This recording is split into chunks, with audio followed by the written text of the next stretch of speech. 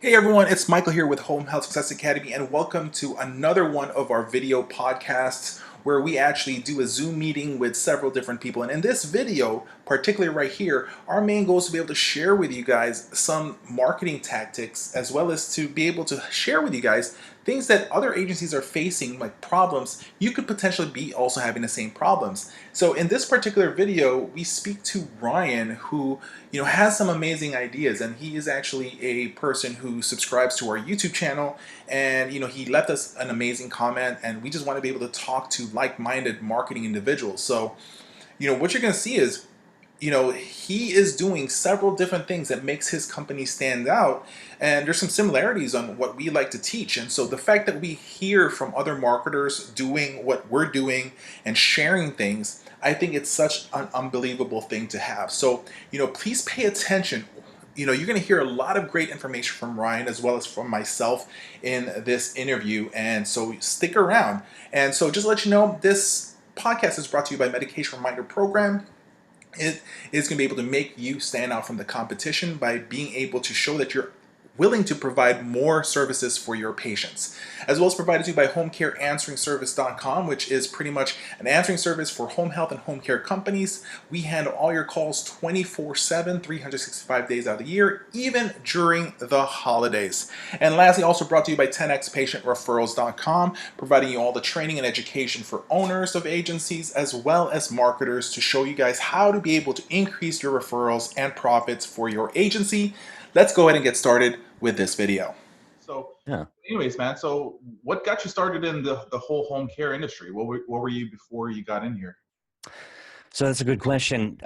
Before I started in home care, I bounced around in my career a bit. I graduated college in 2008, and then I went to work in politics. I worked in DC for Oh just a wow. bit, Okay. and then I got out of that, and then I went and started working in our family small business, Okay. and I worked for as a development officer of just doing the marketing and sales and curating new business. And then back in about 2016, I decided that I wanted to do something uh, in, in senior services. So I jumped into working for a company in Rockville, Maryland called Blue Star Senior Tech, and they sold equipment for senior citizens. Okay. And it's the help I've fallen and I can't get up, but they're more of a advanced technology to support seniors maintaining their living inside of their home in addition to home care. So I ran their customer service team for over a year, and then I switched over to being a product manager. And I I decided that I wanted to get my feet wet into this business, knowing that it's exploding, and I met a lot of great contacts. And so actually ran a Northern Virginia home care company. I was their director of senior care, and so I did most of their marketing, and I did their HR. So that was fun. And then I wanted something a little closer to my home, and I ended up at a company called Care Plus Home Health over in Montgomery County, which is about 5 minutes away from where we live in Gaithersburg. And that's Mhm. where our office is based, but we cover all of Maryland, mostly Montgomery County. So Okay. that's where I am, and I've been with them since June of last year. Nice. Okay. So I mean, like I definitely want to be able to see what I can add value, how I can help you guys out a little bit more. If there's anything that you need to pinpoint, just please do ask. That's Yeah. that's the main goal here, man. Is just to be able to like kind of like just bounce up some information. Like I love the army men that you send out. So I mean that was actually pretty cool. And I've never done those before. But I'm like right when I saw that, I was like thinking Toy Story for some reason.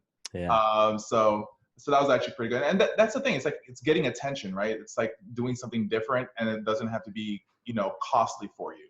Are you guys still doing lunch and learns though?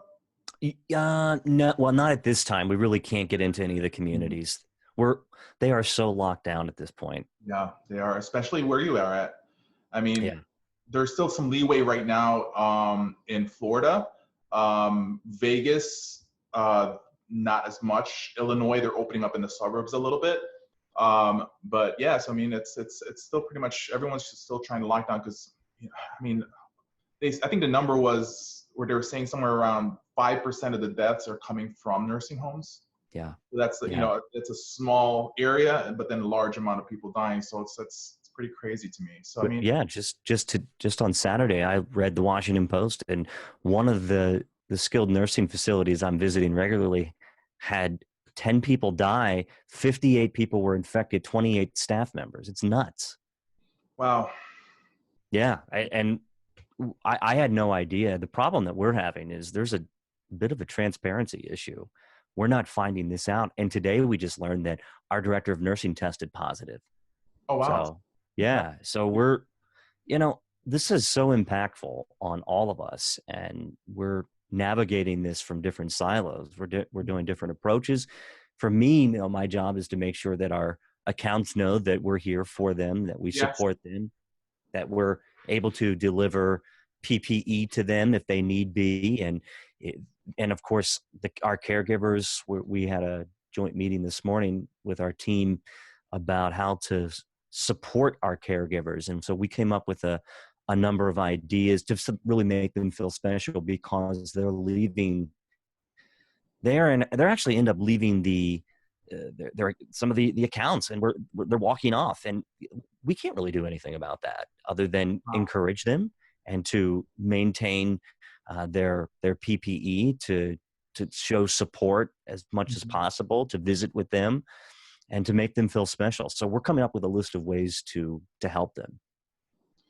One thing that we kind of did was that we sent out our managers, and what we're doing is we're doing visits to our caregivers at the houses.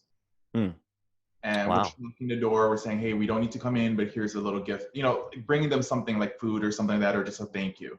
I mean, it's just that quick 5-minute drop off and be like, hey, just want to make sure you're okay. You're okay with PPEs? We're stopping by all our clients.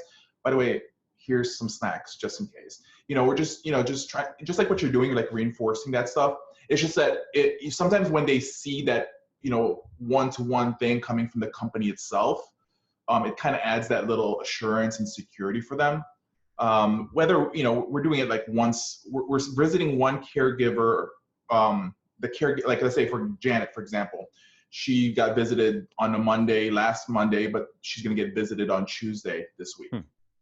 So we're just doing that. It's a 5 minute, just like almost like marketing, but really just taking care of them.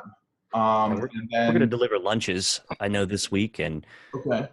and then I think we're going to we're as a team, what we want to do is talk to them directly. So I think we're going to host a number of Zoom discussions because at this point they need a platform to communicate. They want to be heard, and Yes. I get it. Of course they do. So we want to fill their concerns and make sure that they understand everything that they tell us is here to support them. I know some caregivers might feel that if they give us negative feedback, then it would be punitive. Of course not. I mean, we're here to help them. They are on our front lines. They make our business. Without caregivers, we don't have a business.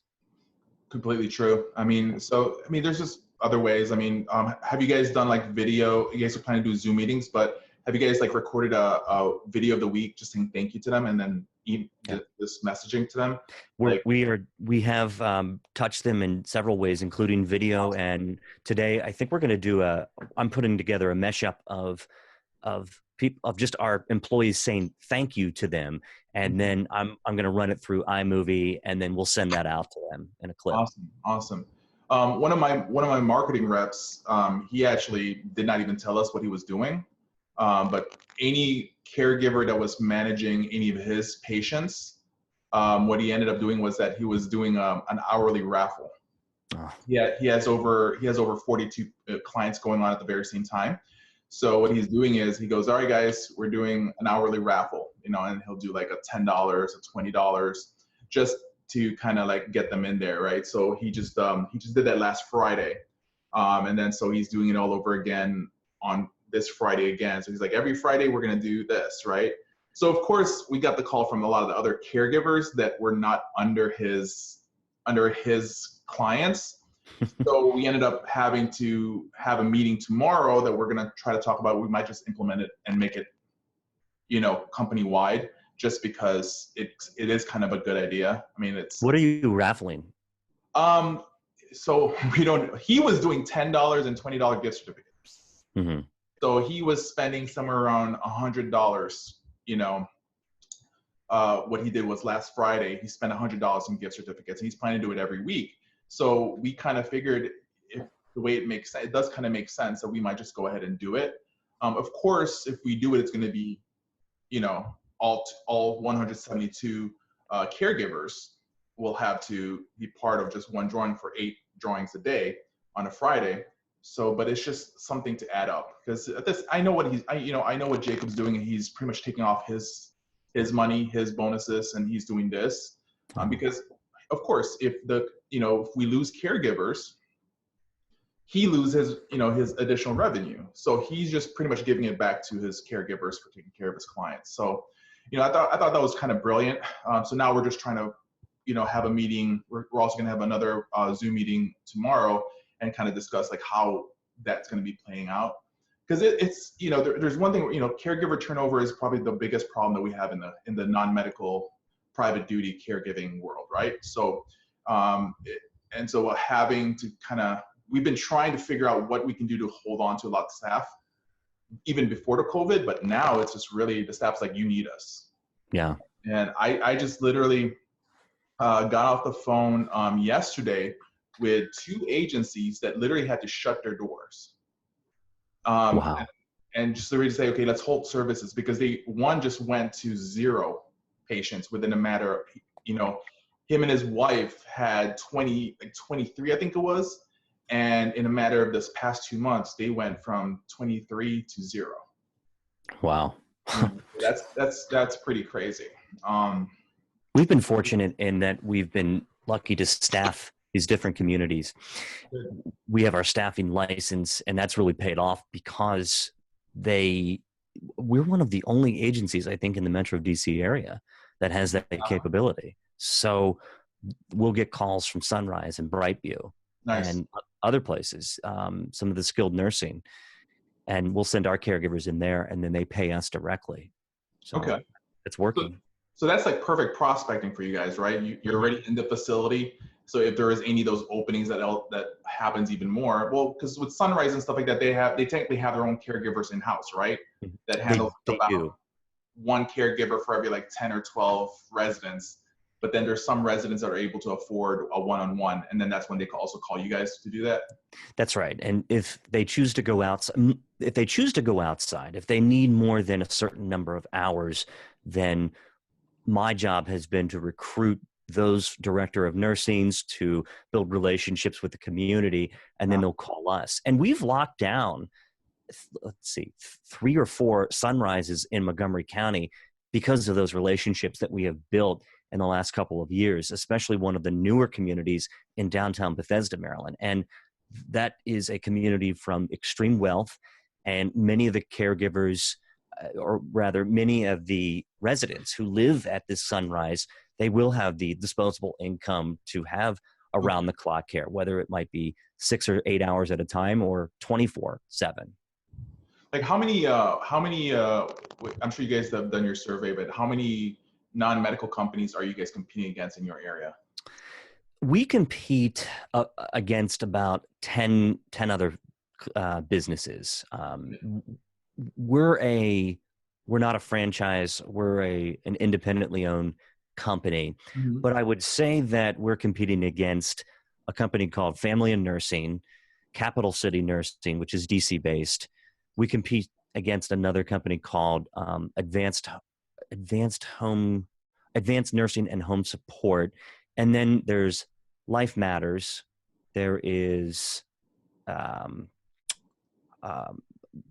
there's Home Support, a couple of other companies.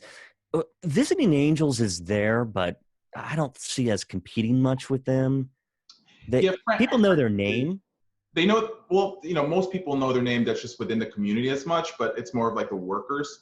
Like they may have the brand recognition against us workers within the industry, but I don't really see it as where, the people out there really knows. Not unless because they do a lot of pay-per-click. So when you do search online for Google, you're going to see Visiting Angels, you're going to see Right at Home, you're going to see those guys. Yeah. So they're utilizing those pay-per-clicks, which is perfectly fine. Um, Yeah. but so it's kind of good that you're just saying we're just competing against 10, even though there's like maybe 100 below you guys, but you're just like, these are the 10 that we see always, so that's why there Yeah. are competition. So you're at least recognize that. Are you guys doing anything different than they are? I mean, other than the staffing by itself? Well, so outside of, so I look at this as a dichotomy. Outside of COVID, beginning March 1st or March 5th or whenever we sort of all just went in lockdown, I would say, yeah, we're doing a lot of different things than what other companies are doing. Plus, we all go to these same networking events and we see one another. And I've built friendly relationships with marketers. The other marketers can be great referral sources because if they can't handle a case, as you know, they'll refer it over to you. And I have a few of those relationships where they'll call us and I'll call them, knowing that they can take the case if we can't. But we do try to stand out in everything that we do, within our budget and within our context and our spheres. So I have been. So when I started last year, I wanted to stand out. I'm competitive. I clearly wanted to be able to do something that helps people remember me. We have to do something different. So I'll I'll take on these national days, look at these calendars about different unique opportunities to go in. American holidays? Yeah, it's great. I mean, I love Wacky. there's I like the the Wacky national calendar. the National Day calendar has something cool like Mhm. every single day, and you can somehow relate it back to home care, or even if not, you can bring them something. And I always walk in, I always have food with me, no matter what. If, and to your point, you've talked about that. Don't ever show up or don't send anything without some sort of edible unless they can't eat it.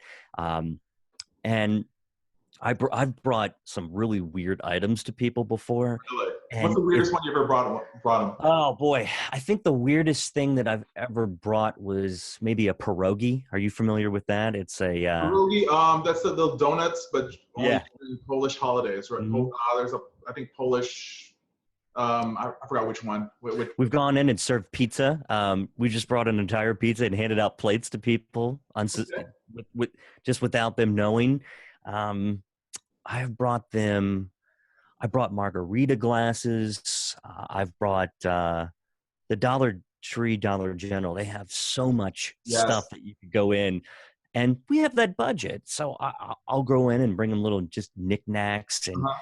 whatever I can bring to help them to help us stand out.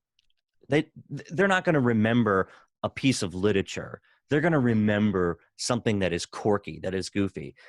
I always carry pens with me. We have these oversized pens that we have Okay. that they're they're a little bit bigger than these standard pens, and they have our logo on it, and people love them. I give those out a lot. We have mouse pads that we hand out. Okay. That works.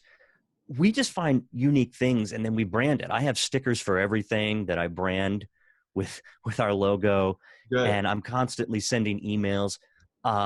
Usually once or twice a month, I'll send them something small in the mail, a little package. Hmm. I sent someone Very at good. Brightview, a marketing assistant at Brightview, last Thursday. I found this little ceramic llama at a Dollar General store that was cool. And my note to them was, we need some happiness and llamas make me laugh. And I hope this does too. So, It just stands out, right? Like, we've done it where another good place to get some really quirky stuff is through Oriental Trading. Oriental Trading. You never seen Oriental Trading before? I, I've heard the name, but I haven't used it. Yeah, so if you go to Oriental Trading, I mean, they used to be famous where they used to send all these brochures about, it's like a party store place, right? But they Hmm. always had everything for the theme parties, like Halloween, for anything that's going on. But they have a lot of stuff for cheap that's like gift items. Like one thing that worked a lot for us was the rubber ducky. Uh, I saw that in one of your videos and yeah, you sent those out. That's cool. yeah, and so the quirky thing that we did was we were sending rubber duckies all throughout. Or when I stop by, we'll just drop a rubber ducky and then all that stuff, right? And then when we don't get a referral by the seventh rubber ducky, we'll come in and we'll say, hey, you know what? I've come here 7 weeks in a row. I just want to say hello. Is there something that we did not explain to you? Is there something that's missing? There's only 3 reasons why you want to use us. Number one, you don't believe me. You don't. Number two is you don't know enough about us. Number three, you're not the decision maker. Which one is it going to be, right? Yeah. And they'll say something. They'll say whichever one. So because that's a particular closing technique we do, because we want to find out, do they not like us, or is there something they don't know enough, or maybe the person's really not the decision maker. And they'll come up with something. No, we like you. Well, then I'm just trying to get your ducks in a row. I love it. And so Where do you buy rubber ducks? we did a study on it, and we found out that maybe around 30 something percent got the joke. The other ones are like, huh? But when you say ducks in a row, they're like, oh, I get it now. You're giving me all these ducks. So there's just there's going to be hit or miss. But just like you said about the llamas, if it gets to them, they're going to react to it, right? So, but the fact that you're using the wacky calendar, that's actually brilliant, because that's the number one opener that you can use when you walk into a facility to give yourself an excuse to walk in, right? It's what they call a pattern interrupt. I don't know if because you've done marketing and sales, right? So have you ever heard of the term pattern interrupt? Most of them are going to expect the whole high pitch walk in and be like, hey, this is Michael. I'm like, no, you walk in and be like, happy burger day, or happy pizza day, or happy donut day. And they just look at you, what? I'm like, it's happy donut day. Just wanted to drop off some donuts. Oh yeah. We do that a lot. We just randomly stop by, and I will always have an excuse to be there, whether it's a follow-up, whether it's just not just to check in, because we know that, especially with care managers at hospitals and discharge planners, they have so much that they're doing, and I don't want to ever be a burden to them. I don't want to ever get the feeling like, why is this guy here again? So I always make it a point to give them something of value, give them something that is memorable. It doesn't have to be food every time, but food always helps. I just think that it is something that we can, if we give them something, that eventually it will click and say, this guy comes back every time. We haven't given him a case. Maybe it's time that we give him a case. It ends up becoming, number one, is either they're going to like you. Number two, they're going to be like, you know what, we really don't like this guy. Or number three, it's not even just like, it's just like, I respect this guy, because he's coming in and out every week or every 2 weeks, calling, showing up. That respect happens. And that's just all you need, is to stand out that way to eventually get them to, trust you enough, right? You just go with a know, like, trust routine. The reason why we're not getting referrals is because people just don't know we exist. Now, like, what are the three things that you're facing right now? Like, they complain a lot to you about other agencies, because I'm sure, there's those things that happen that gets them to convert to you guys. Like, what are you talking about? Families or referral sources? I'll say referral source, because do you guys have a lot of patients that went from one agency to you guys, or typically it's the first time that they actually needed home care and they called you? I'll start with agencies. For agencies, I don't hear gripes or complaints, and they don't necessarily speak ill of another agency. What they will tell me is that we were able to provide them what they wanted at a rapid fire pace. Okay. We know in this business, Michael, that the calls typically come in at the most inopportune times. It's Friday afternoon. It's 4:40, and you're ready to kind of head out and enjoy a weekend. It might be the middle of summer, and Mrs. Smith has fallen, and she had to go to the emergency room, and someone needs to rush to the emergency room to be with her. And then when she gets out, she may either go to rehab or come back, and they're going to need a one-on-one caregiver to support her, to nurse her back to health. Mm-hmm. Those are the calls that we've really developed the best relationships with. And some of our social workers or discharge planners or director of nursing, wellness directors, they will call and they will say, we need you right away, Ryan. What can we do? And so we'll make a couple of calls to our staffing team. We'll get somebody lined up. And they've told me that the other agencies just aren't as swift, that they just couldn't deliver. And that was one issue. Same with families. Families really appreciate that one-on-one touch. Every time somebody reaches out, whether it's through a web inquiry, and we hope more people are reaching out through web inquiries, but no matter what, I always collect their email address. I ask them permission. May I send you an email? And I send them a video message saying, "Hi, this is Ryan with Care Plus, and I am, we appreciate your time today." I think that video is really transformative. They want to see and interact. They don't want to know just another nameless cod inside of a system. They want to know that you're a real person, that Hmm. you're interacting with them, and that you are addressing them directly. And I think that's really helped us bring in new cases. And I've done a lot of video with our own, our referral sources, and they said that other agencies just don't do that. And of course, the most important, I think, is the quality of our caregivers, that they, especially inside of assisted living communities, I always make it a point to ask them, can I have your, may I have your policies? May I have your rule book, essentially? Hmm. Because when we are inside of an assisted living community, we know that it's their home. We got to abide by their rules. And I always go out of my way to review their stipulations, their expectations, how to report to the nursing staff, how to keep track of information exchanges. And so communication has just been vital with us, and knowing the rules before we step into a community, especially one that we're trying to cultivate a relationship with. Our caregivers have to be fully prepared. They need to know who to report to, uh, how to respond, whether they're going to be doing any hands-on care, if it's just companion, and really who's in charge and how to ask questions there. So that's vital to us. So how do you guys provide the training for your caregivers? Do they go through like a 3-day training before they go out in the field, or is it just like a quick webinar or whatever goes on? All of our caregivers, at least until COVID, came into our central office, and they were working with our HR director for an orientation process. And then they will do another training session with our director of nursing. Okay. Before they even come to us, they must be a certified nurse assistant. Now So we you guys have are help people. ABC nurse. Got it. Okay. Yeah. That's amazing. Of course we have LPNs. We do skilled nursing, but it's still private pay. Okay. And we So face you mean and we skilled have faced nursing some staffing, or skilled nursing as them coming into you sending a nurse to the patient's house? correct. So we Okay. do. So we're a level 3. We do companion care. We do hands-on and acute care, Wow. and then of course we do staffing. So yeah, we do a lot. So I mean that's what's good. You're solving a lot of problems so that you guys can be the one call, right? So because like some companies are just companion care or caregivers, but the fact that you have the the different levels of things, that gives you guys a little bit more of a robust thing to offer. But I mean, like what are things that maybe that I can answer for you? Do you have questions in? But oh, by the way, did you get to watch the full COVID training? Yeah, Did I I'm halfway through. Awesome. Yeah, sorry.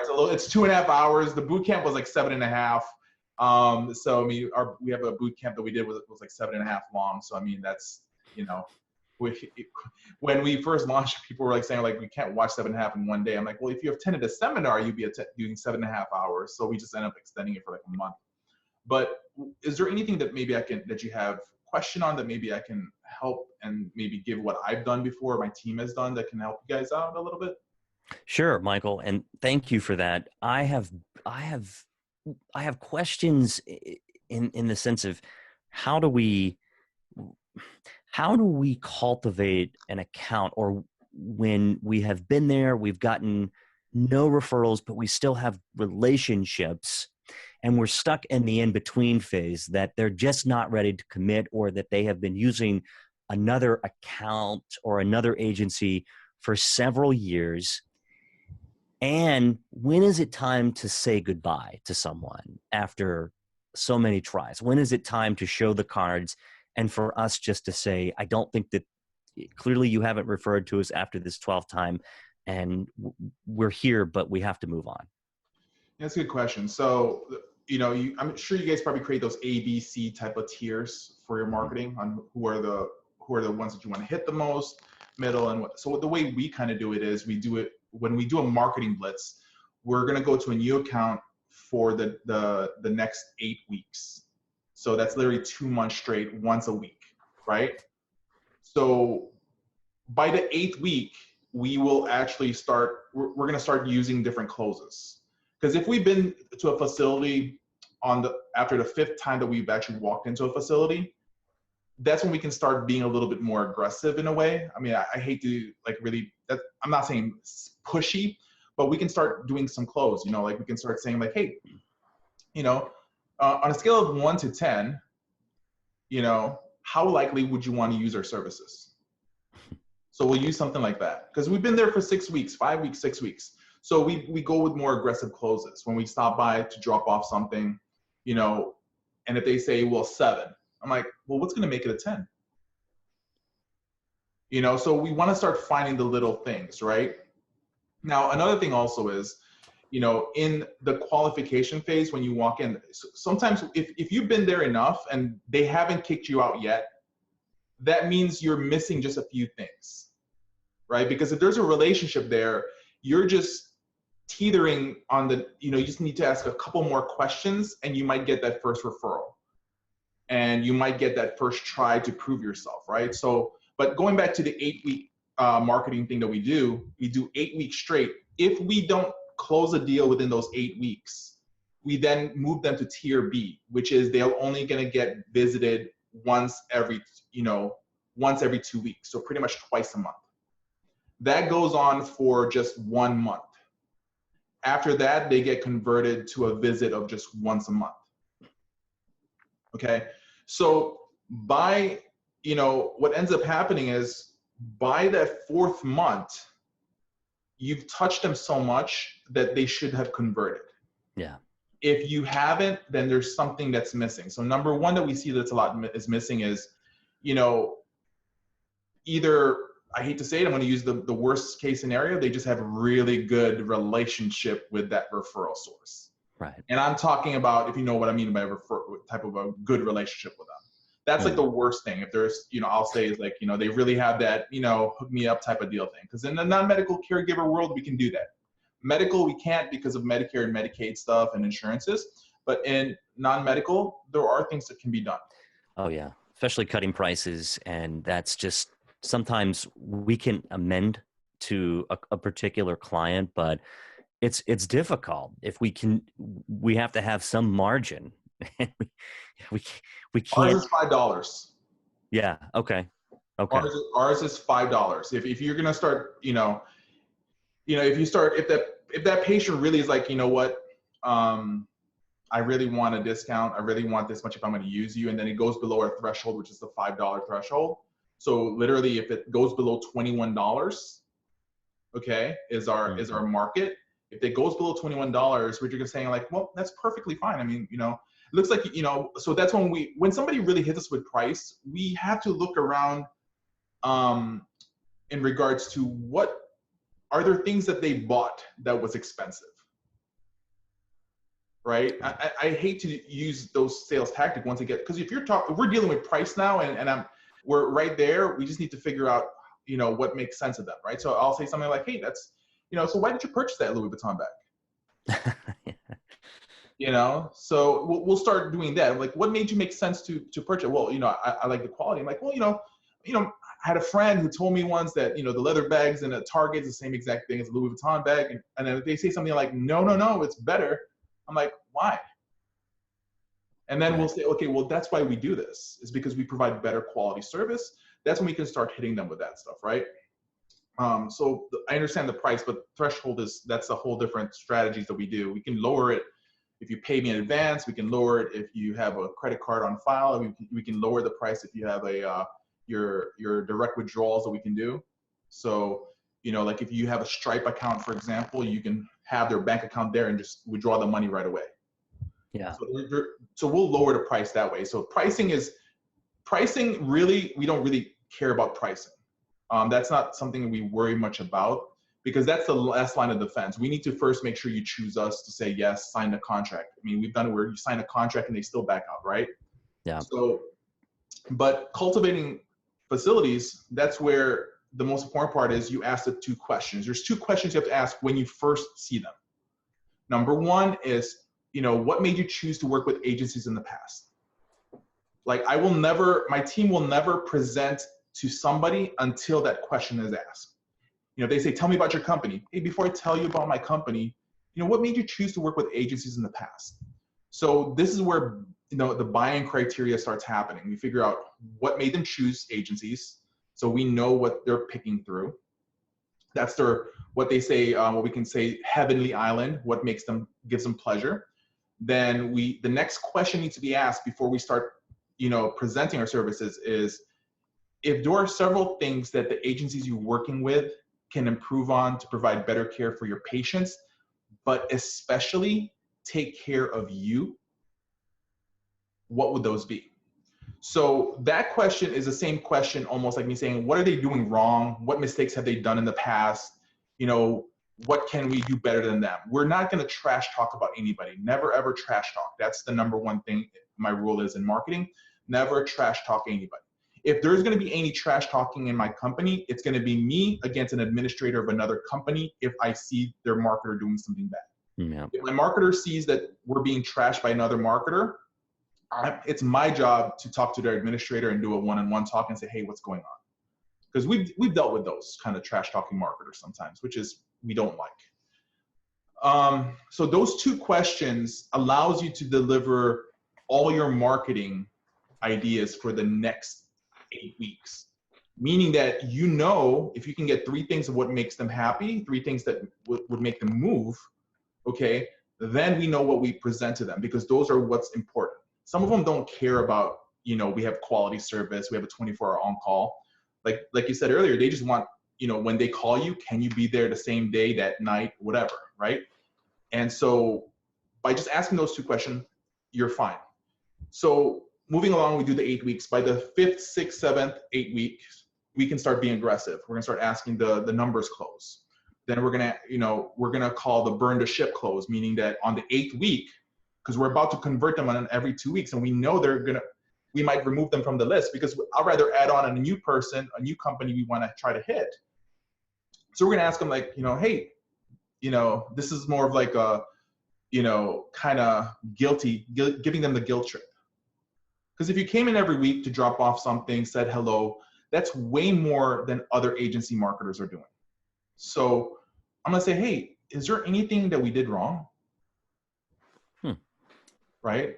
Is there something that I did not fully give you information on? And that's when they start saying, like, no, Michael, you're doing great. Or, yeah, well, I didn't hear this. Because when we ask that question, we're just like saying, hey, what did I do wrong? Because we're burning the ships down, meaning that, we're going to close you out and try to go for somebody else. Let me not put my 8 weeks that I've marketed to you to a real waste, to consider a waste. So those are the closing techniques that has to be added to your presentation or when you're walking in, and so when you start asking those questions, then we're good, right? Because then you start hitting them and start finding out what's going on. And if they say something, no, we love you. I'm like, well, I know you have some patience. I'm not asking you to give me all the patience. So we'll do something like this, like another close. Once we do the, did I do something wrong close? What we would ask is this. I'm like, listen, just to let you know, I'm not greedy. I'm not greedy at all. Like, I know right now you're working with ABC company, right? And they're doing a great job. Here's the thing. I don't want 100% of your patients. I just want to be able to take care of some of your patients. The reason for that is I just want to prove our company. Now, if I use that in the beginning of the marketing, then it looks like I'm being, I'm saying please, I'm begging, all those things. You're going to sound like you're begging.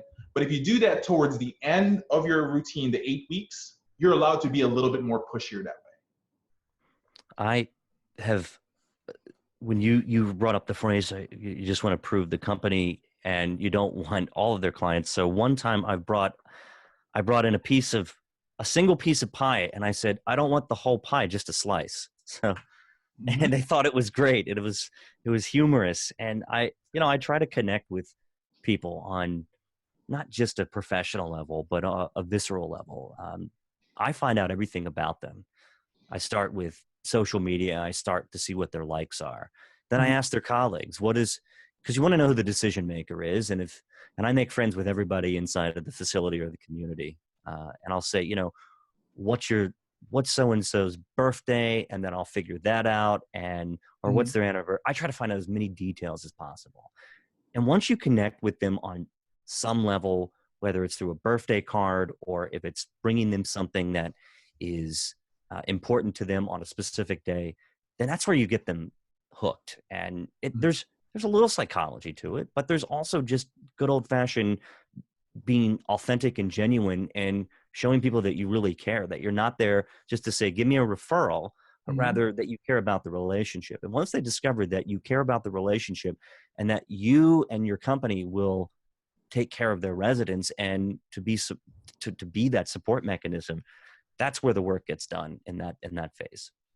Yeah, it's not. We continue on to the video. Just need to be able to take a few seconds of your time. This video is brought to you by medicationreminderprogram.com. Are you trying to look for that one edge up to be able to get you more referrals or to get new referral sources? Well, that's medicationreminderprogram.com. If you start offering this for your patients and future patients, you're going to be able to show future referral sources that you're doing something different, that you're providing better services than your competition. The Daily Reminder program goes like this. We will call the patients for you twice a day and remind them to take their medications at 9 o'clock in the morning and at 5 p.m. A top reason for hospitalization of seniors is not taking their medications. So what you're going to be doing here is you're going to be giving them comfort of mind, both family and referral sources. So sign up to medicationreminderprogram.com right now. There's 3 packages available, but at the very same time, right now, with code 50 off, you can actually get 50% off our Gold plan and the Platinum plan. So just stop by medicationreminderprogram.com and let us help you get more referrals. Let's go back to the video you're currently watching. It's not stalking, or it's not, there's nothing wrong looking to their social media. That's why it's there. If you want to share it, put it on social media. If you don't want to share it, don't put it out there. So if I see something in your social media, it's fair game for me. You can't say I stalked you because you put it out there, right? It's like, if, so, so funny that you said that is you about talking about, you'll ask somebody about what does this person like. We do the same exact thing. So, we utilize a CRM because our CRM is our black book. Yeah. We'll put everything from if they have 2 daughters, if they have 1 son, what team they like. We'll have all that in the CRM. And the reason for that is just in case we have a new marketer that comes in, he or she can just jump into a territory or a facility and be good. Or at the very same time is if somebody went from A to B tier to C tier, and then we bring in a new marketer, we're going to have that new marketer go after those people that are kind of warmed up and know us a little bit and start in the beginning again on a once a week visit. So we do find out, like, if they have, our marketers are told that you need to look at their desk. You have to see what's in their desk. Is there something showing? Is there pictures? Is there a picture of a dog? Is what's going on? And so, because when we can find out something about them, we'll drop off something in the mail, or we'll drop off another time to bring it to them. So it just depends on what goes on, and just being mindful. It's putting the extra effort and putting that part where you actually care about somebody. Yeah, it's really caring. I remember, I'll come in. I remember I used to have a client that used to, she retired already by now, but I would walk in. I'm like, hey, just to let you know, it's National Donut Day. I did this on a donut day because this is how I remembered it. It's donut day, but I know you hate donuts. So I brought you a bundt cake. And just me saying that very same day, I got 2 referrals. And that's why I still remember that. I'm like, she's like, you remembered I don't like donuts? And I'm like, yeah, of course I remembered. But the truth is, I did not remember. The only way I remembered was that it was in the CRM that told me that she hates donuts. The bundt cakes, we have a specialty place, and I don't know if they have them where you are, but they make these specialty bundt cakes, and I'm trying to figure out the name of the place, but are those the small ones? Yeah. And I use those a lot. To, of course, anytime someone gives me a referral, it's called Nothing Bundt Cakes. Okay, I've ordered from them. Actually, I haven't ordered from them. Somebody has ordered from them for me and had it shipped to me. Yeah, and they're great. They're located in a couple different spots here where we live, and I'll pick up a little bundt cake, I'll find out what their favorite bundt cake is. And or if not, I'll just go with the standard chocolate or vanilla. And I deliver those many times after we are given a referral. And when we're given a referral, man, we go all out. We really try to show them how important that they are, and to show our appreciation. And if we can't get there that same day, Mhm. then we are there the very next day with something to hand off to them. That's when we feed them. That's when I believe Yeah. in lunch and learns. Is if you give me a patient already, we can move from the, from the small donuts, small cake slices, small things to a nice lunch and learn, Yeah. right? And it's not really lunch and learn. It's just, hey, just dropped off food. You don't have to hear my voice. Just eat, enjoy. Yeah. Because there's a return already on stuff. Um, there was a show in Shark Tank. I don't know if you ever Oh watched yeah. it before, but long time ago there was this jar cakes company from Massachusetts. And what I did was I said, oh my God, I ordered some jar cakes. I had it. It tasted good. I was like, this is amazing. I'm like, this might be good for marketing. But then I was like, look at that. I was like really cheap because it went over my limit because it was $7 a jar cake. So what we ended up doing was I went to Walmart and I saw that you can buy the jars over there when you do like your own jarring for vegetables and fruit jarring, stuff like that. So those are only costing us $1 a piece. And so we just bought sheet cakes. And then for like a whole day, actually a whole night, we just put on some gloves and we were grabbing from the sheet cake and stuffing it in the thing and putting icing. And then we just did those. And that got the biggest reaction was jar cake. Really? Yeah, because I'll go look some photos. I'll send it to you. Yeah, so we do banana cake. We do banana. I'm sorry, not banana. Carrot, double chocolate, and pumpkin was one year. But the chocolate and the carrot cake is the one that works a lot well. That's a great idea. I give them lots of little sweet treats, and Mm-hmm. I find out what they like. And I know one of the social workers that we work with loves potato chips, so I'll bring her potato chips There you every go. time, just to feed them. And they'll say, "Oh, you're going to get me, I'm going to gain weight." It's like, nah, just they'll use it somehow. They'll either give it away, but during our lunch and learns, we sort of have a formula that we follow. We try to get in and out pretty quickly. Mm-hmm. We give them the basic bullet points of what we do, how we are different, and then we open it up to questions and turn it into a forum. Have you guys utilized video explainer videos? Somewhat. Okay, so this is I forgot. I just want to make sure I got which one it is. So there's a company called I think Video Samurai or Videos. This is Jacob's territory. I'll find out for you what he uses because he makes a lot of our explainer videos. And what you do is you just put the typewritten form in it, right? So whatever you want to say, so we'll put it. You upload the text file, Mm-hmm. and it automatically will make you a video with those, with the what do you call those things? Those trying to think of that the words. It's gonna come up words like really good, and It's then like cartoons or the I'll show you an example.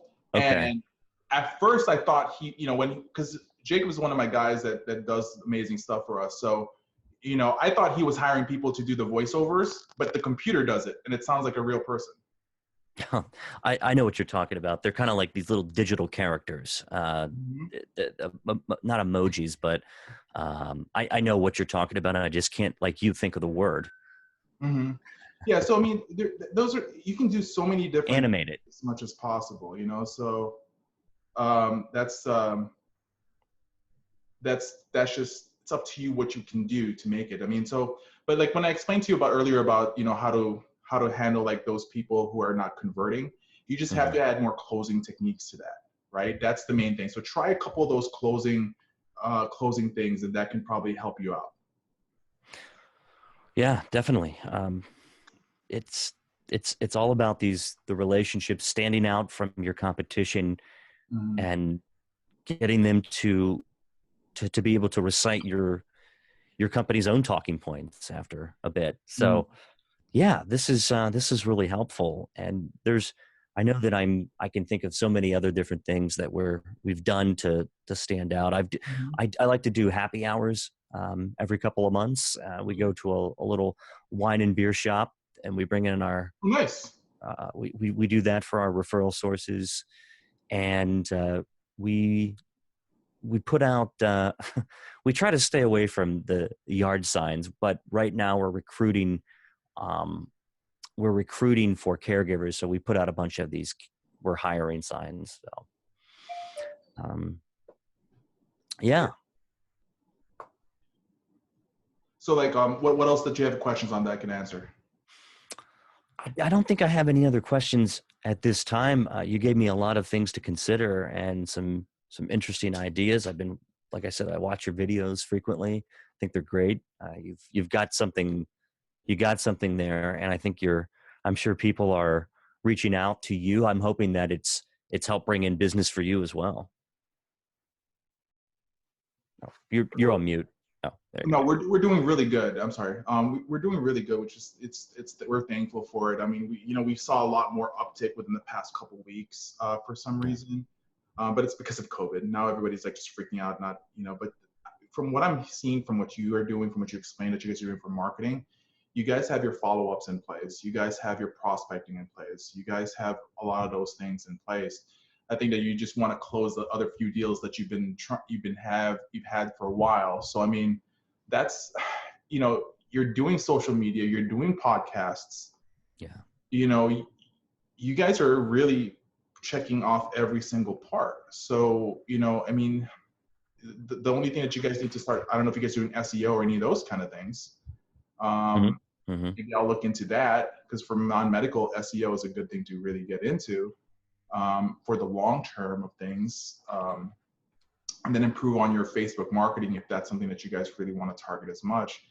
But organically wise, the way you're doing your basic door-to-door marketing, you guys are doing, if that's what you guys are doing, then you guys are good. I would, maybe have a more follow-up system where, if you guys, like for us, for example, visit once a week, email once a week, text message, after each visit, so we just have a more, regular stuff going on. And we also do email marketing. Once we put their emails in a list, they automatically get emails every week, so we don't have to worry about those. But if you start streamlining things like that, it just brings you more time to do the other things, right? So, but I mean, you guys are hitting all the dots, like, so Are your marketers out in the field every day, or is there an office day, or how do they report back to you? all our marketers have GPS trackers. Oh, okay. In their So cars, or yeah, in their cars, we know when the car is an idle, we know when the car stopped, we know all of wow. these. That's my requirement if they want to work for me. If they don't want to work for me, they don't have to work for me. If they don't hmm want the GPS tracker. So that's the first thing. Every marketer says, I want to work for you, we GPS track all our marketers. Do you want to work or not? They say, I don't want to get tracked. Then our meeting's over, because we're not compromising. We require that they visit a minimum of 15 to 20 a day. We require that, you can make phone calls between, when you leave a facility, when you get to your car, make a quick phone call who you need to follow up before you need to start driving. We don't want them calling when they're driving, because we don't want them distracted. But yeah, 15 to 20 visits a day. But most of our marketers are able to do 20 to 25. So they're able to visit about 100 to 150 in a week. hmm So, but that's with strict planning. Now, I know it's kind of messed up to say that, hey, you know what, you guys should be doing this on the weekend, but I give them an extra 2 hours of pay to do these additional things on a week. So Sunday, you're not doing marketing, but you can set up your timesheet. So we just have that. What's easy for me is because I do marketing. I've done marketing, and I teach it. So it's not like another employer says, I want you to do this, and they've never done it. I know the lies that the bad marketers have done, right? That's why the GPS tracker's there. Yeah, we have company cars. We have our wrapped. We just purchased them last year. They're Nice. Kia white cars, but we have our wraps on them, and they look really good. And I have a sales car. I'm the only dedicated sales and marketing person for our company, Mhm. so it's really convenient that I don't have to put the miles on my own car.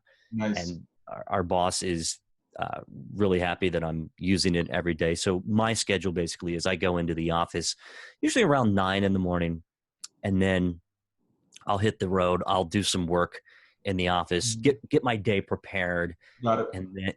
and then usually I come back around 4 and then decompress, unwind, and debrief with our operations director, and then I'm usually out I mean, it's 9 to 5, Mm-hmm. but I see my accounts. I know who I'm going to see. They know which days I'm coming, and we just have a great system. And it took a lot of planning, as you know. And then once you follow the system, it works. Exactly. One thing you also look into is, since you guys are doing the wrapped cars, have you seen those suction cup flyer containers for realtors? Yes. So get the ones that closes up, right? Not the ones that's open where it gets wet, water comes in. There's one that closes up. You can get one of those and have it on the car. So if your car's parked, somebody sees it, they can grab one of those. Nice. So it's just in case, some people can't take a picture. Like for the wraps in our cars, we have those for our marketers, and then for our supervisors have wrapped cars. What we did with wrapped cars is all our marketers have wrapped cars. Any employee that's been with us for more than a year, we offer them money to wrap their car. Like we'll pay the money to wrap their car, and then we give them an extra $300 a month. Oh, that's great. Wow. So we don't have to really. So that's the $300. It's of course it's taxable. It's also something we can take that back as an expense. So those are things that we do with wrap cars. But we have those realtor containers because, and then of course we also have QR codes as well. When that became a thing, when everybody was using QR codes, I haven't scanned a QR code in about 2 years. So Yeah. I don't know if that's still being done, but when we had the cars wrapped, they already had those. So, but yeah, there's just all those little small fine tunings that you guys just had to do. But you guys the way you explain everything, I mean, that's a dream for me. So, that right there is like, is what I would want. So the question is, I would regroup and look at who haven't you targeted in a long time. Yeah. Number one, I would go after the ones that have had referred patients to you guys before. If you guys have those places that are not referring anymore, so if you're using Access, whatever software you're using, find out who hasn't referred to you. A lot of agencies unfortunately have these softwares but don't use the referral section. We use ClearCare. Use ClearCare? Yeah. So you guys are with Kinzer. I mean, not Kinzer, WellSky. Yeah, we use ClearCare, and then for sales tracking so ClearCare is our central CRM. Everybody uses that in our company to log new patients and to keep track, and all of our referral sources and then we use it for billing. I use Zoho as well for sales tracking. Okay, sales tracking, and it that's works. perfectly fine. The reason why for ClearCare, there's a section there that they can use that says who referred the patient. Mm-hmm. So you can choose it. Was it a Facebook? Was it a Google? You have to enter those things. So if they start doing that, it allows you more to really figure out easier, because you may be doing that, but the question is the other salespeople using some form of an additional CRM type of a system. Yeah. But I would go after for the ones that you hasn't referred to in a while. That's going to be my first hit, because there's some kind of a warm touch there already. Like, hey, just following up. It's been a while. Just wanted to drop off. Like, hey, you didn't refer me. I was here last time, but I'm here now again. Let's see where we can start off this relationship. Doing things like that, like, just like going after them. Then what I would do is, how many places do you visit a week right now? For me, it's, well, when I'm at home now, so, but, yeah, but an average without the COVID thing going on. Usually about 50. About 50. Okay. Yeah. So, you're doing the hurricane marketing thing. All right. that's Steve's. Steve is the 50. Steve does a 50 a week, which is, I believe in 50 of my real referral sources already. Mm-hmm. Like, if you're my referral source, I really am going to visit you every week.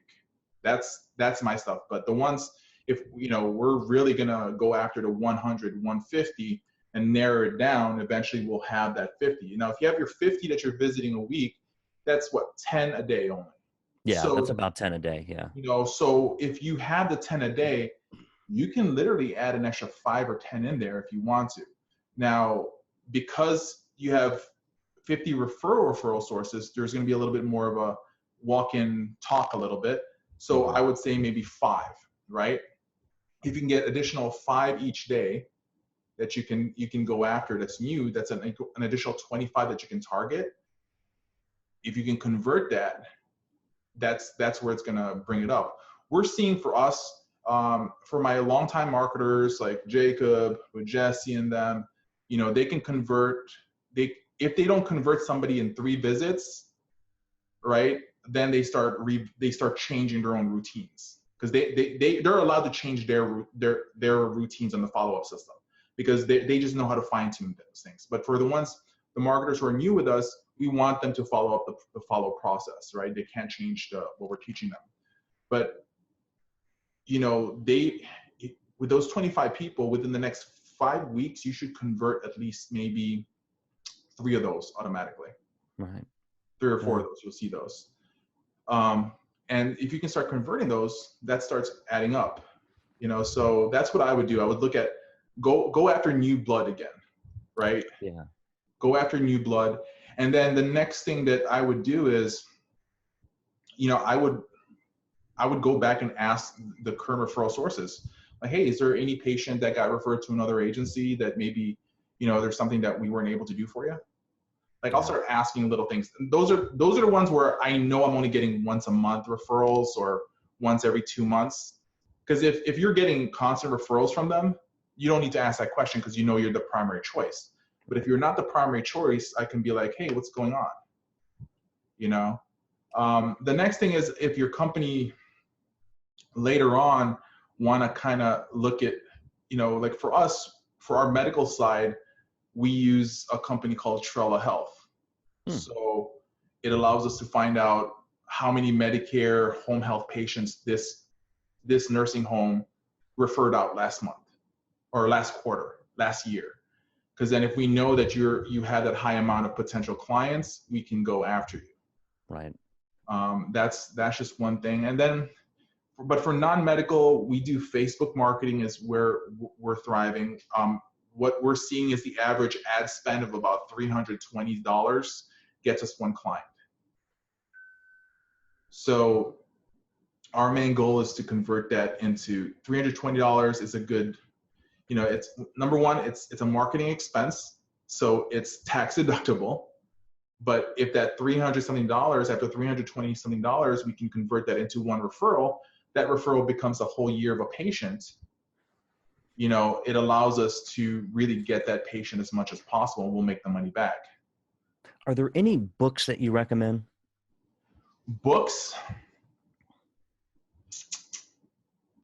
The one that really resonated with me, I read about, I don't know, I think it was like 7 years ago. Jab, jab, jab, right hook. Jab, jab, jab, right hook. Yeah, Okay. jab, jab, jab, right hook.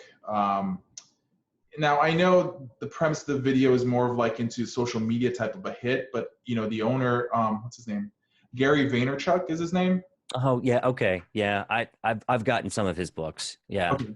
So jab, jab, jab, right hook. I think I remember I saw a it wasn't a Forbes. I think it was a Fast Company or Forbes. Entrepreneur magazine on the airport 7 years ago when I still bought magazines, and it was a punching glove. And I was like, who's this guy with a punching glove in front of Entrepreneur? I'm like, he doesn't look like a boxer. So I bought this. So that's when I first got introduced to him. So that book I truly recommend. Into that stuff. Another book I would do is Daniel Pink. I forgot what's the name of his book, but it's about influence. And I thought that it was pretty spot on. It allowed me to be better at using words. Now, one thing I'm not a person about, because once you're in sales and marketing and you research sales nonstop, you're going to come across things like, like persuasion, and you're going to start getting stuff like, for example, like NLP, like neuro-linguistic programming and stuff like that, right? If you're in sales long enough and you've done on stuff, you're going to come across neurolinguistic programming. And I'm not much of a neurolinguistic programming person, enjoyment on it, because it's just like, I don't want to use words to kind of trick people. Now, I understand that, if you're doing something for the better of the person who you're trying to sell, in a way you can say that it's kind of ethical, but there is that push-pull that happens that I don't think I can do that. So, I mean, I will, I like, for example, I've taken stuff where I stopped using the word "but" in any sentence. Like, I will never use "but" when I'm in a sales process. Like, for example, when somebody says, I like that shirt, but why did you get it? The "but" will always cancel the positive, right? So, which made sense to me. So, you can say, I like that shirt, and what made you choose? So I'll just substitute "and" with "but." I know I've learned that enough, and that's actually helped. Another thing that, I wish I can say I'm a book person, but I haven't. I got, my free time, whenever I do, which I have 3 hours of free time a week that I only allow myself for entertainment, I would, for some reason, use it on catching up on shows from the 90s. So that's just for me. But yeah, Jab, Jab, Jab, Cook works well. And, so is Daniel Pink's book. I forgot the name of that book. And that book, I came across Daniel Pink's, I think, 10 years ago. So, so that's where I would kind of look at. Other than that, I don't really know any other book that I can really recommend. How about you? What kind of books have you read so far? I've read a lot of books on Mark. Here, I'm sitting in my office. Hold on one second. Okay. I got one. There's one called The Secrets of Word of Mouth Marketing. Interesting. And this one is a good one. I read this when I was in grad school. Okay. And it's pretty good. It talks about the 5 secrets of decision acceleration, the 7 steps and step-by-step guide for creating a wow moment in campaign, the 6 things you should do to benefit from different internet marketing techniques. It's a book by George Silverman. Mm-hmm. And it's all about word of mouth and how to speed up the decision-making process. It talks about referral marketing. And he goes into some specific formulas, and it's pretty good. It works, and it's a good, easy read. What else have there's quite a number of sales books that I've read, but you really got to put it into action. For digital marketing, I listen to a guy named Neil Patel. He's great. Neil Patel. Yeah, I'm more of a Russell Brunson over a Neil Patel. Okay, Russell Brunson. Yeah, I know Neil Patel. He's got the place where we can do Ahrefs, where we can search how the SEO is going on. So he was a big SEO guy in the beginning. He was one of the first few guys that was teaching SEO. Neil Patel. Yeah. Yeah, so that's how I came across Neil Patel. Yeah, Russell Brunson. He just came out with he created ClickFunnels. Yeah, ClickFunnels is great. So that's the company he created. So unfortunately, I don't like paying for his stuff because it's way too expensive. So I use a company called Builderall. Same exact stuff, but a lot cheaper. And so because we do a lot of funnels. Like we create a lot of funnels. That's one thing that we do a lot, because we like to really get the people's information from them. But we actually make sure that we use it, meaning that if somebody goes through our funnels for a patient, we know that they have a mother because they click that funnel. We know that they have a father because they click this funnel. So when we call them, we already have some form of an idea of what we can do for, so that's something that maybe your company should look into is Facebook marketing with funnels and everything. That's really where it's at. We're seeing a lot also growth in YouTube. Yeah. So making video, and this is for our non-medicals, right? With medical, you always need that one-on-one meeting. You rarely somebody says, I have a patient to refer that's Medicare, let me go search online. It's not going to happen.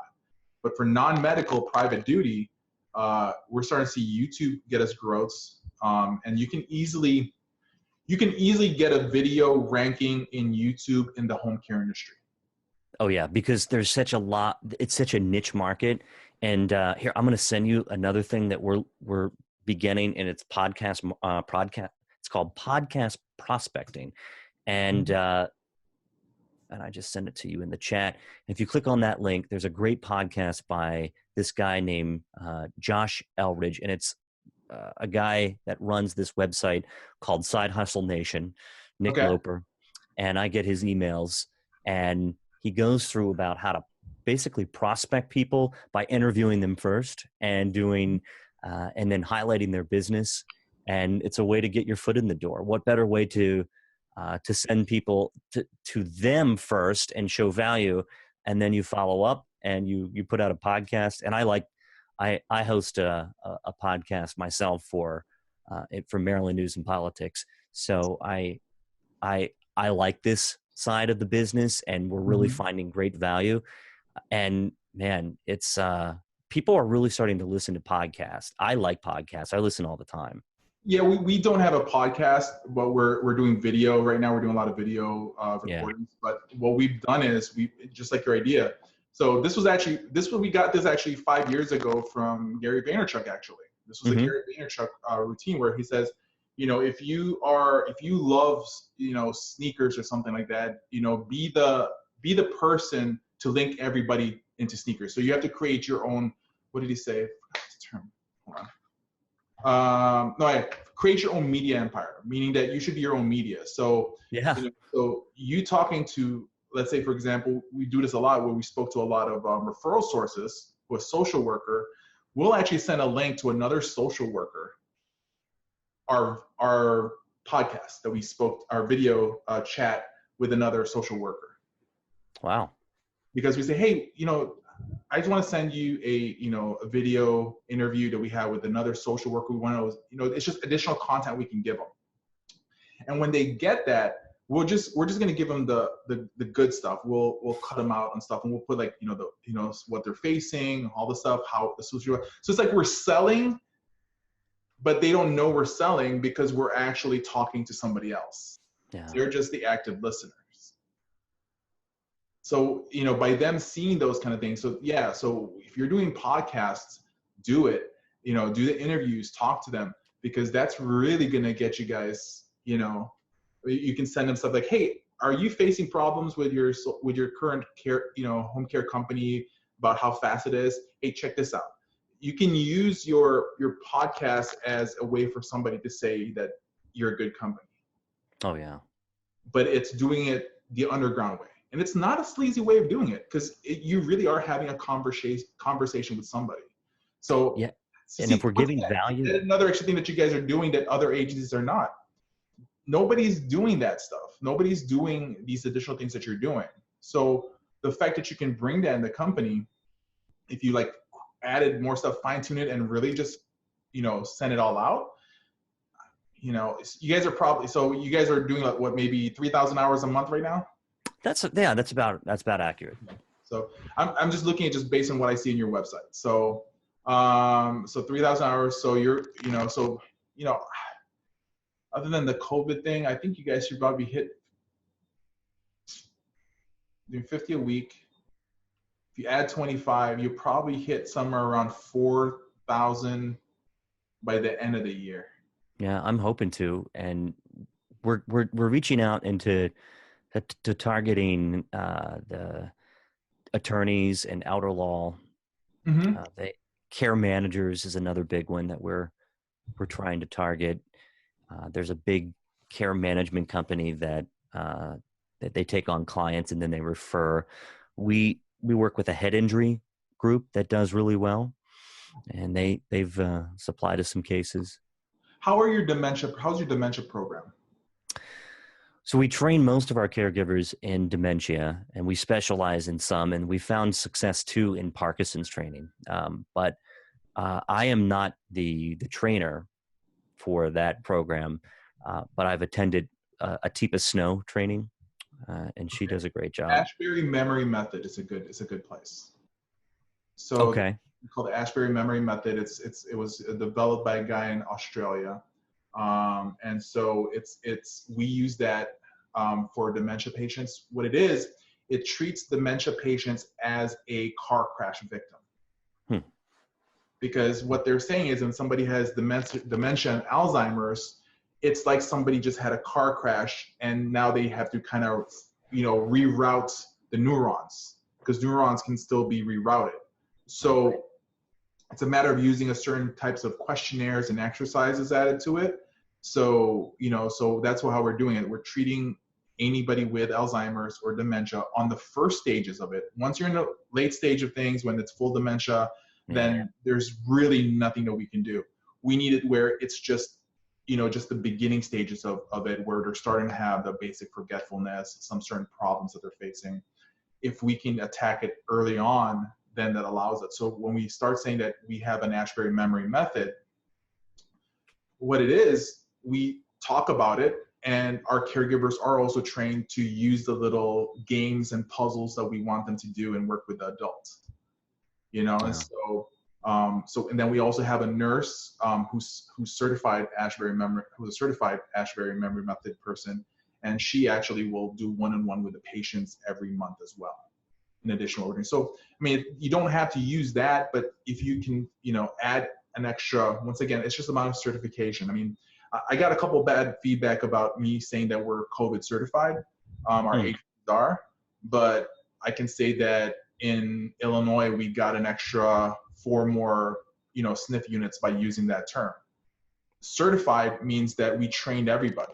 We have, we trained them. So we're certified, we're certified COVID because we know that all of our caregivers, our nurses went through a COVID training. Most other agencies don't do that. We did that. We actually made sure, because just like with our 10xpatientreferrals.com website, people log in. We know if somebody logged in or not in their stuff. So we can look back. Did they watch the video? Did they really, did they take the test that they were supposed to? So there's just different things that you guys can kind of do. But if you guys are doing the podcast, that's good for you guys.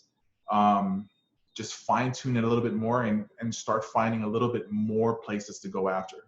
I hate to say this, but funeral homes are great places to network with. How do you do that?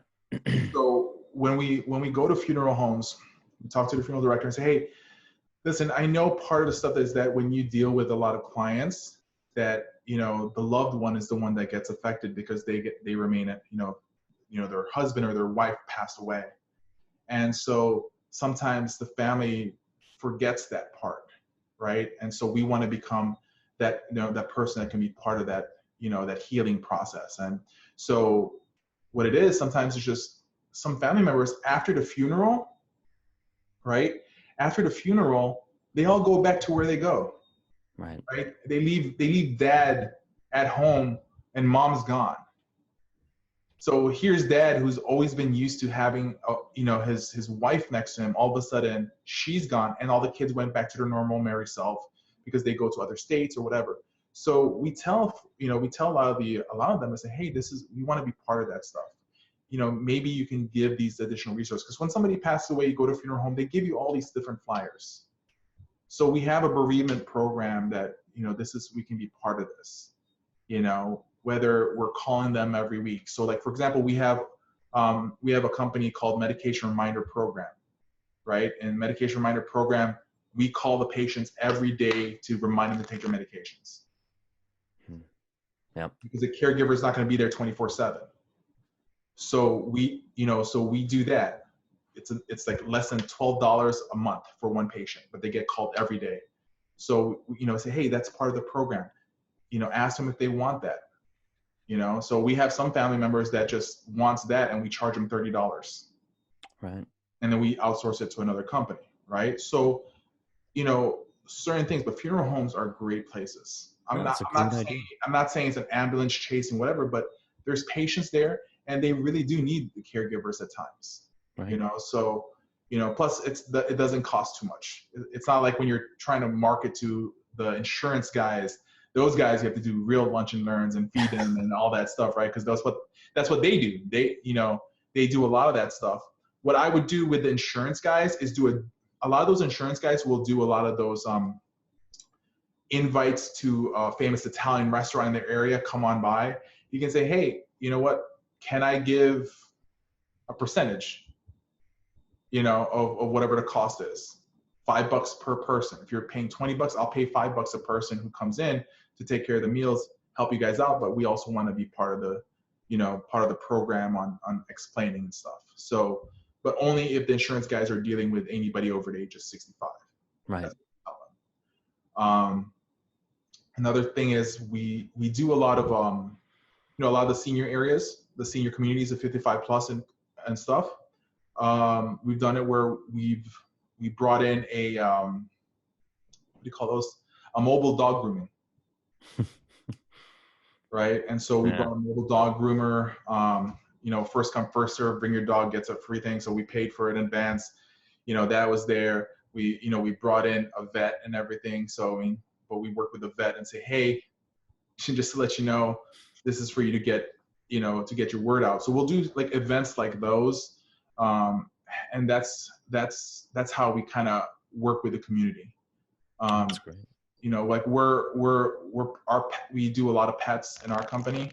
So, for example, if a patient gets admitted, it's free dog grooming every month, free home massage every 3 months.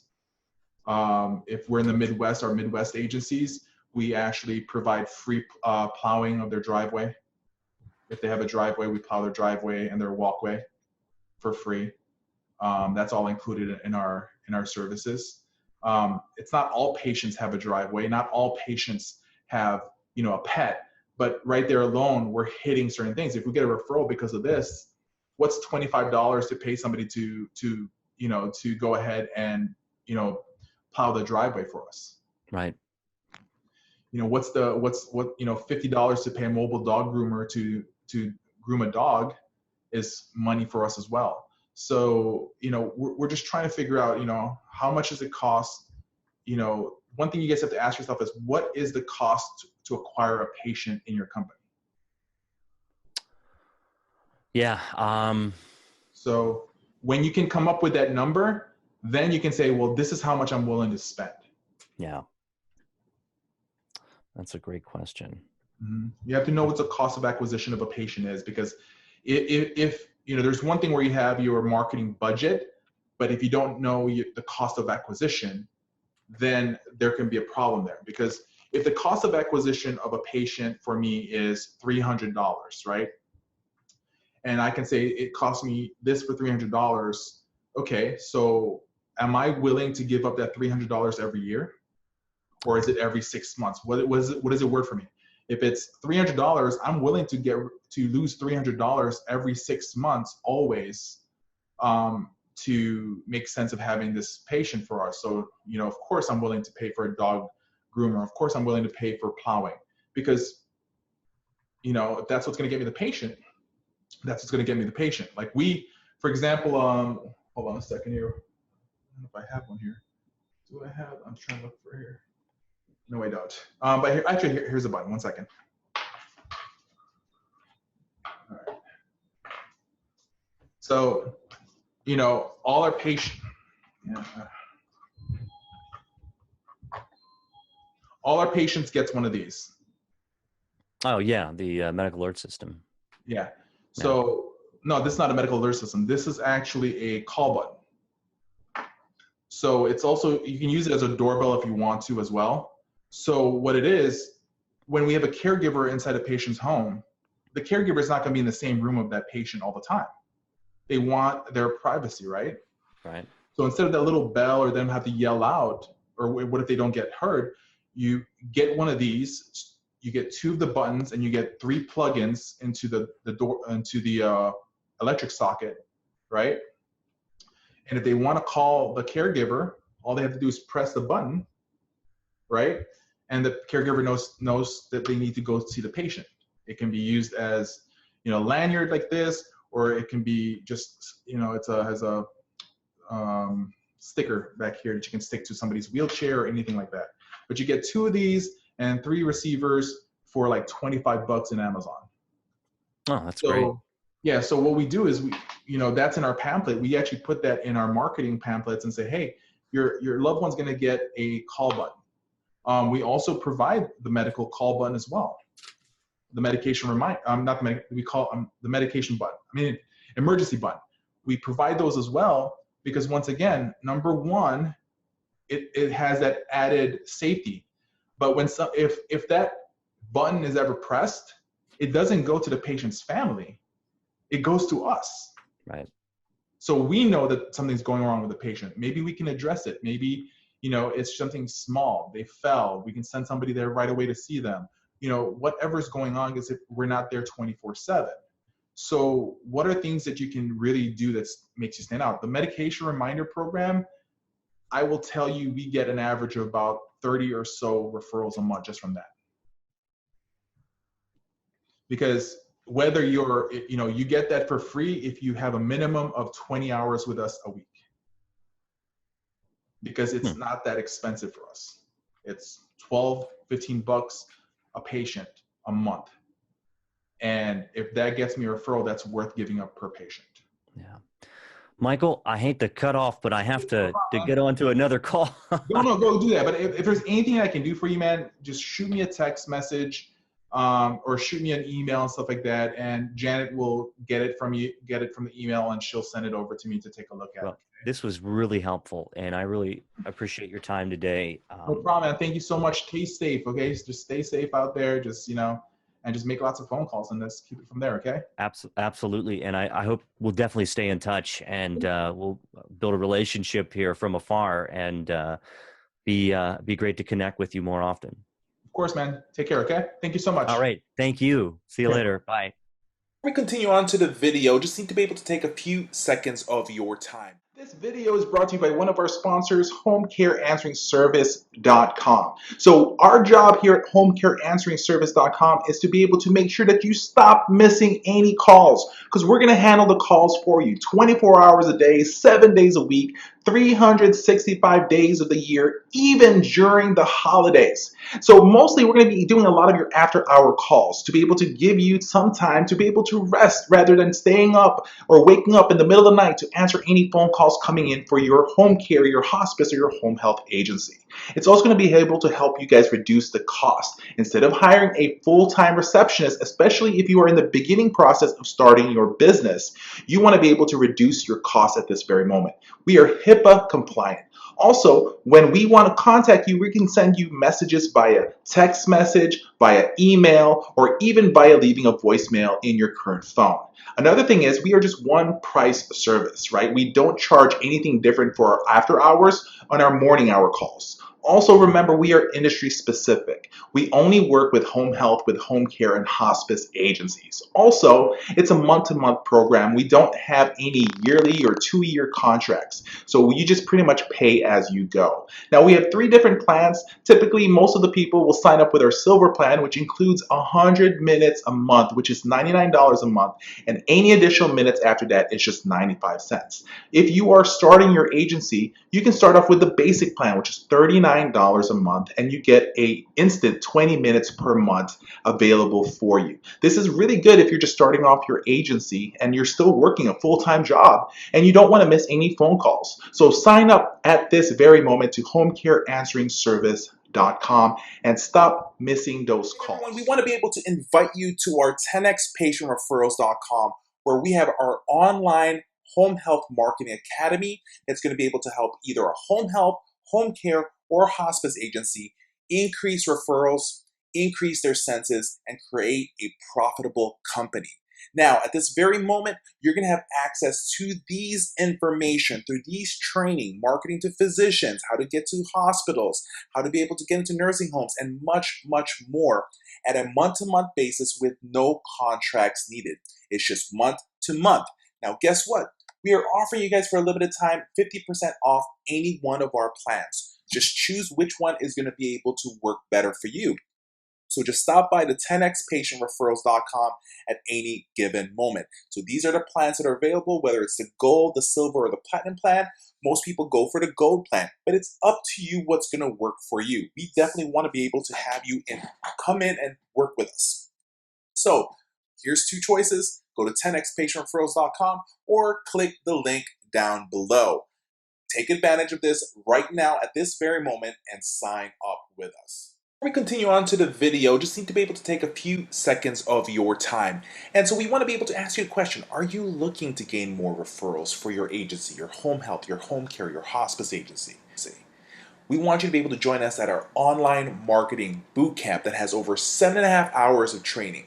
When you actually watch our bootcamp and join our online marketing bootcamp training, you're going to get a free month access to our 10xpatientreferrals.com. So sign up for a limited time at 10xpatientreferrals.com and enjoy all the content.